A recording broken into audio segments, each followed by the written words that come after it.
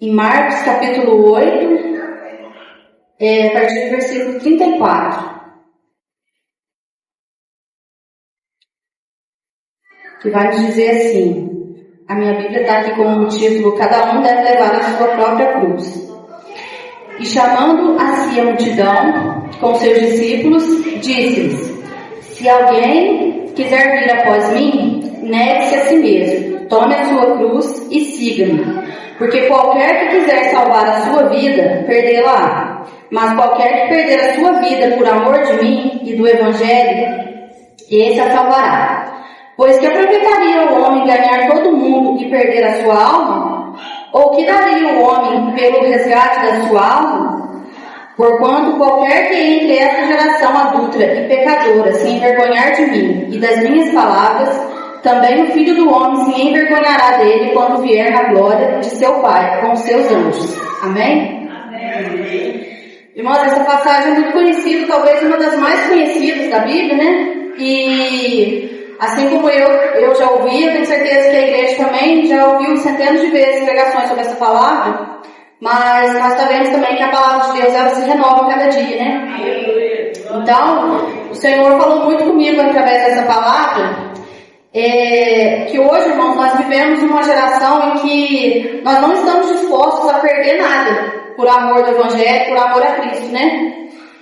Na verdade, se tem uma coisa que nós, seres humanos, não gostamos, é de perder, né?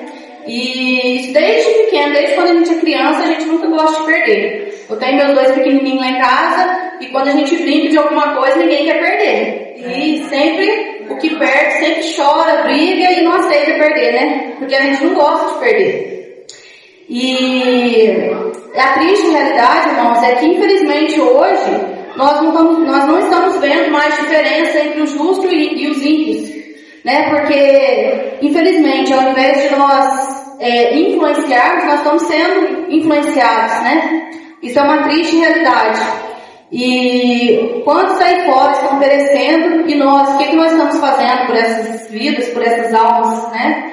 Eu tenho certeza que se eu falar aqui para você pensar em alguém que você conhece, seja da sua família, seja próximo de você ou algum conhecido, eu tenho certeza que todos nós vamos ter na nossa mente, vamos nos lembrar pelo menos de alguém que esteja afastado dos caminhos do Senhor.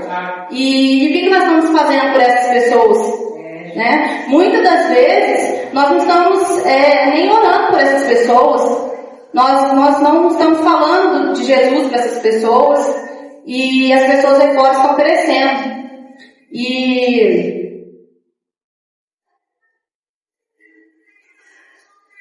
nós costumamos dizer, irmãos, tantas vezes que, nossa, Deus não fala mais comigo, faz tanto tempo que Deus não fala comigo, né? E aí eu te pergunto, o Senhor nos pergunta nessa noite, será mesmo que Deus está em silêncio? Ou será que a nossa Bíblia está muito fechada? Né? Porque Deus, Ele continua falando, irmãos, Ele não deixou de falar. Mas muitas das vezes a nossa Bíblia está fechada demais, muitas das vezes nós estamos emprestando o nosso ouvido para muitas outras vozes que têm sufocado a voz de Deus, né? E por isso nós não estamos ouvindo a voz dele. Eu tenho certeza, irmãos, que eu e cada um de vocês aqui já era para nós estar vivendo muito mais coisas, né, com Deus, mas nós só não estamos vivendo porque nós mesmos não estamos permitindo. A nossa irmã Carol, lá da série, pregou aqui no domingo, e ela falou algo muito importante, que ninguém pode frustrar os planos de Deus, ninguém pode impedir os planos de Deus na nossa vida, a não ser nós mesmos. E, infelizmente, muitas das vezes nós estamos fazendo isso. Nós estamos frustrando os planos de Deus. Nós estamos querendo ficar no raso, sabe? Nós estamos querendo simplesmente... É muito bom para falar que a gente é crente, né? Mas a triste realidade é que, infelizmente, a gente tem sido apenas crente, né? Mas a gente sabe bem que crente até o diabo é. Então, o Senhor não nos chamou para ser apenas crente. Ele nos chamou para sermos discípulos. E assim, eu tenho certeza que Deus tem muito mais para fazer na nossa vida, irmãos. O Senhor, Ele deseja nos usar de uma forma poderosa. E se Ele ainda não está fazendo muito isso, se Ele ainda não está fazendo isso na nossa vida, é porque nós não estamos permitindo. Nós não estamos dispostos a entregar nada, né? A gente, como a gente leu aqui, que a gente, como eu falei, a gente não gosta de perder nada, né? A gente não está disposto a perder nada. Mas o Evangelho, ele fala sobre perder. A gente pensa muito em ganhar, né? A gente fala muito de salvação, e é verdade, né? O Evangelho da salvação, mas é necessário que a gente perca, é necessário que a gente faça renúncias. E nós não gostamos de renunciar. E quando eu falo de renúncia, nem sempre é renunciar a pecado.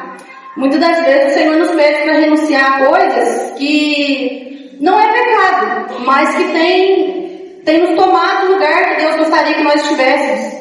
Tudo aquilo, irmãos, que está na nossa vida, que tem tomado muito nosso tempo, que tem tentado roubar o lugar que é de Deus, o Senhor quer que nós renunciamos, porque nós não podemos deixar que nada, nem ninguém ocupe o lugar que é do Senhor na nossa vida. Enquanto nós não fizermos isso, enquanto nós verdadeiramente não vivemos o que a palavra nos ensina, buscar primeiro o reino de Deus, nós não vamos viver grandes coisas sobrenaturais na presença de Deus. Porque nós não estamos dispostos a perder, nós não estamos dispostos a renunciar, e nós invertemos as coisas. Nós corremos atrás de tudo para depois buscar Deus. Sendo que a palavra nos ensina totalmente o contrário, né? A palavra nos ensina a buscar primeiro a Deus, e as demais coisas Ele acrescentará. Então, irmãos, a palavra que eu queria deixar era essa. Se você quiser continuar vivendo do jeito que a gente está vivendo, é um direito de cada um. O Senhor nos deu o livre-arbítrio, né? Então, a gente pode ser aquele crente que vem nos cultos toda quinta, todo domingo, e continuar assim. Mas o desejo do Senhor é que nós sejamos muito mais do que crentes. O desejo do Senhor é que nós sejamos verdadeiros discípulos. Ele nos chama para isso. Esse é o desejo do coração do Senhor. Amém?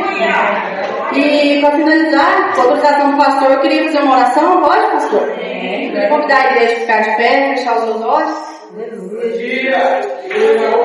Senhor, amado Deus, querido Pai, esse aqui, Senhor, é a tua igreja, Pai. Obrigado por essa oportunidade, Pai, de estarmos reunidos em teu nome, Pai, mais um dia. Obrigada, Senhor, pela tua palavra que nos alimenta, pela tua palavra que nos ensina, que nos sustenta, Pai. Senhor, nós estamos sedentos demais da tua presença, Pai. Nós queremos viver verdadeiramente do Senhor, Pai. Eu sei, Pai, que eu tenho muito que melhorar na minha vida cristã. Eu tenho muito que aprender com o Senhor, Pai.